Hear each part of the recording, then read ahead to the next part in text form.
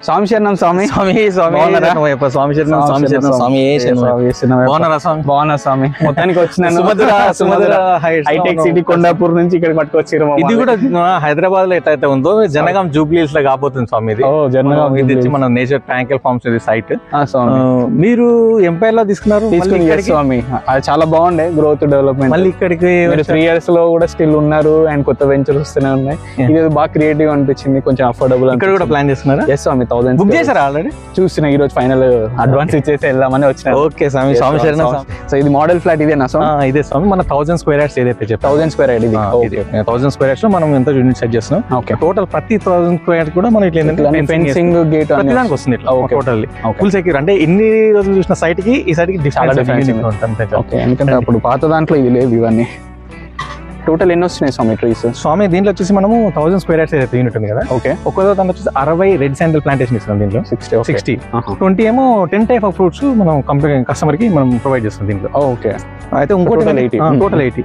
ఈ 60 ప్లాంట్స్ పైన కూడా మనకు వచ్చే crop 12 to 14 years as is. మన ఇంత ముందు మీరు ఆల్రెడీ తీసుకున్నారు మన ఎంపైర్ లో సేమ్ యాజ్ ఇస్ గానీ 50-50 రేషియోలో. కాకపోతే ఇక్కడ 60 ఉన్నాయి కాబట్టి రేషియో అంతే ఉన్నా కానీ డబ్బులు ఎక్కువ వస్తున్నాయి. 2.5 to 3 crores వరకు కస్టమర్స్ కి బెనిఫిట్ రావడానికి ఛాన్స్ ఉంది. ఎన్ని ఇయర్స్ పడుతుంది? 12 to 14 years. మనం జస్ట్ 15 years మ్యాక్స్ అనుకుంటా. ఆల్రెడీ ప్లాంటేషన్ స్టార్ట్ అయిపోయింది. అది కూడా చూపిస్తాను మీకు. ఇది మీరు రెడ్ శాండల్ ప్లాంటేషన్ అన్నారు కదా, ఇది రెడ్ శాండల్ ప్లాంటేషన్.